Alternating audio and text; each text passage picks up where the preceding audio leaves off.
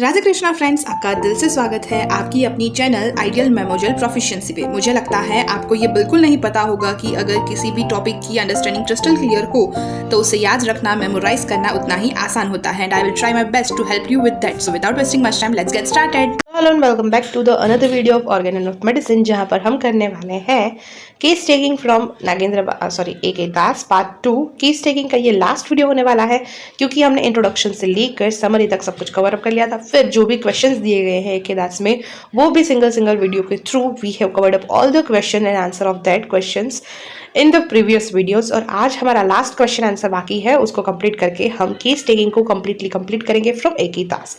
So without wasting much time, let's get started towards the video.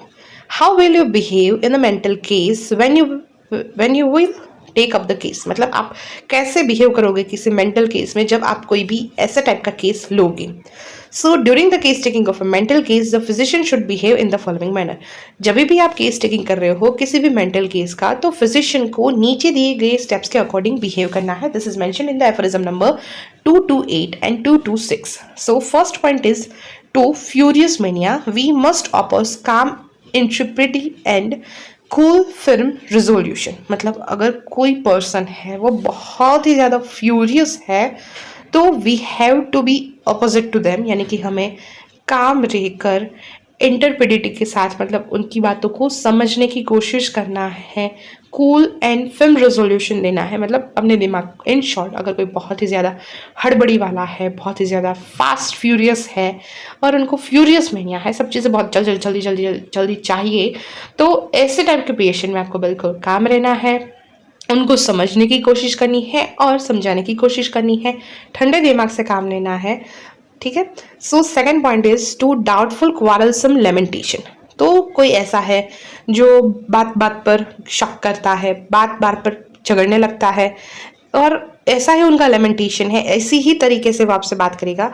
तो इसमें आपको क्या करना है, a mute display of commiserable in looks and gesture. आपको बिल्कुल चुप रहना है उनके सामने, उनको जो भी बोलना है, जो भी करना है वो करने देना है, आपको बिल्कुल भी रिएक्ट नहीं करना है। ऐसा टाइप का आपका लुक और जेस्चर होना चाहिए।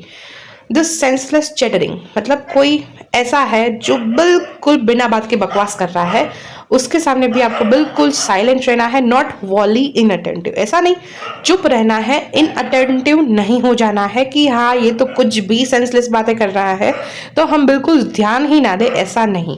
चुप रहना है, नोटिस करना है, बिल्कुल इनअटेंटिव नहीं होना है। जैसा पेशेंट है उससे एकदम अपोजिटली आपको बिहेव करना है। To disgusting and abdominal conduct and to conversation of a similar character, total attention.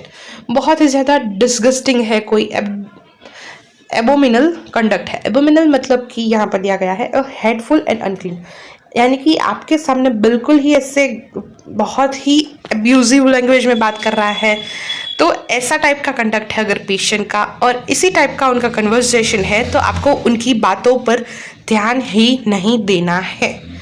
Fifth point is the destruction and injury of surrounding objects should be prevented by simply placing them out of reach without reproaching to the patient for his conduct. मतलब अगर कोई patient है जो आसपास की चीज़ों को नुकसान पहुंचा रहा है, आसपास की चीज़ों को लेकर खुद को हार्म करने की कोशिश कर रहा है, तो ऐसी चीज़ों में आपको पेशेंट को रीच किए बगैर ही वो सारी चीज़ें उनके हाथ ना लगे, ऐसा टाइप का आपको अप्रोच होना चाहिए और वो चीज़ें उनसे दूर कर दे। Then the sixth point is everything must be arranged in such a way that the necessity for any corporeal punishment or torture whatever may be avoided. मतलब हर एक चीज़ को आपको इस तरीके से अपने क्लिनिक में अरेंज करना है कि कोई भी कॉर्पोरियल पनिशमेंट या फिर टॉर्चर ना हो आपकी क्लिनिक में, whatever may be avoided, मतलब इसमें से कुछ भी चीज़ है वो आप ज़्यादा से ज़्यादा अवॉइड कर सको।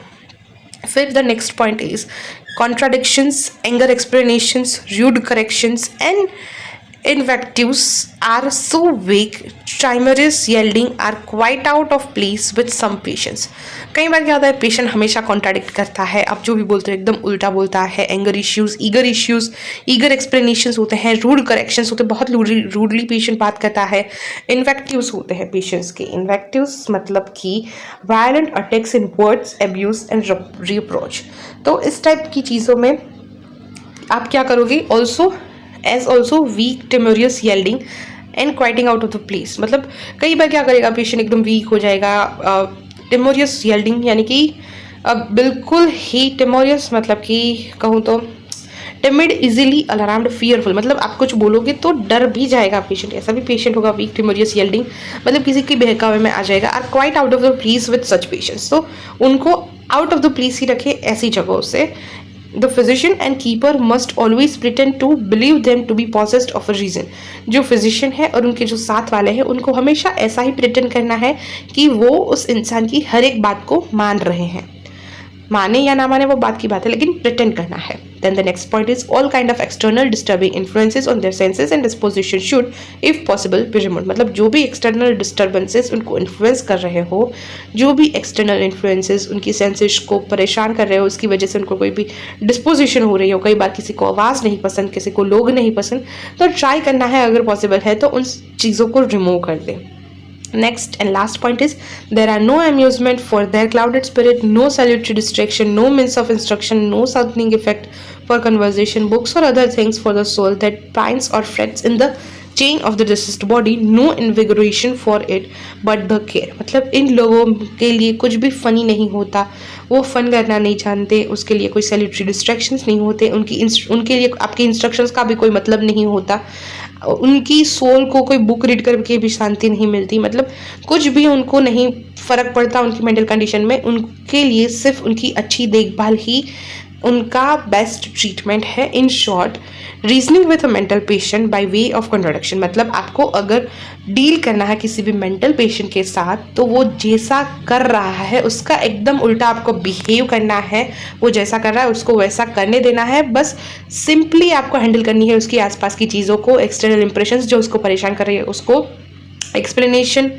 Rude corrections, invectives as also weak submissions are to be avoided as his reasoning power itself is already clouded। मतलब उसकी खुद की इतना लॉजिकल सेंस नहीं है, काम कर रही है, तो फिर उनकी जो भी चीज़ें हैं, वो कुछ भी बोल रहे हैं, कुछ भी आपको बताने की कोशिश कर रहे हैं, उसका एट द एंड सेंस ही नहीं बनता, तो फिर आप उन चीज़ों को अवॉइड करें, मतलब बिल्कुल ही नोटिस ना करें, ऐसा नहीं, सुने शांति से।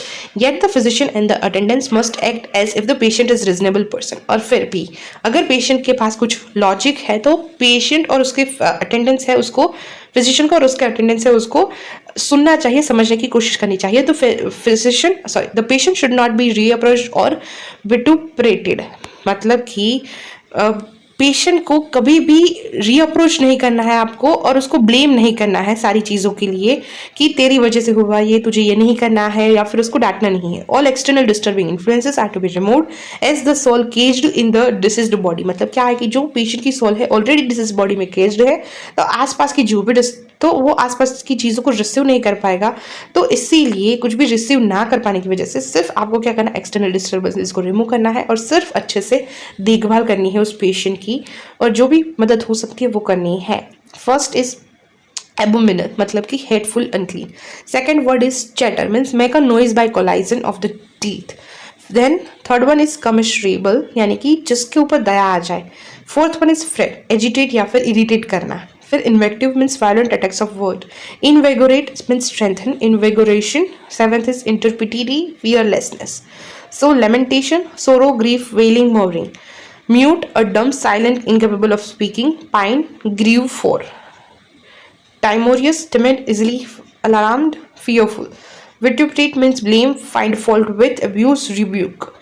Yielding means complain, submissive। तो ये जो कुछ वर्ड्स आए थे बीच बीच में, उसके मीनिंग है, एक बार फिर से अपने आप से पढ़ लेना, अगर ऐसा लगा तो फिर से इसको हम एक बार कवर अप कर लेंगे। अब यहाँ पर इस वीडियो को एंड करते हैं, और इसी के साथ हमारा case taking from A.K. Das part 2 book जो है उसमें से कम्प्लीटली खत्म होता है। चैप्टर का नाम था taking a case, first chapter ही था बुक का। You can go and check out that. पूरा चैप्टर आप अपने आप सब पढ़ोगे सारे वीडियोस को देखने के बाद, तो आपको समझ में आ जाएगा। फिर भी कोई क्वेश्चन है तो आप वीडियो के नीचे कमेंट करके पूछ सकते हो। मिलते हैं नेक्स्ट वीडियो में, तब तक के लिए tata see bye and take care. Thanks for watching this video and this series till end. Thank you so much guys for watching this video till now. Also give your valuable feedbacks and suggestions in comment section, और हाँ, like करना, share करना and subscribe करना गलती से भी मत भूलना। Stay tuned, take care। मिलते हैं नेक्स्ट वीडियो में, तब तक के लिए टाटा बाय बाय।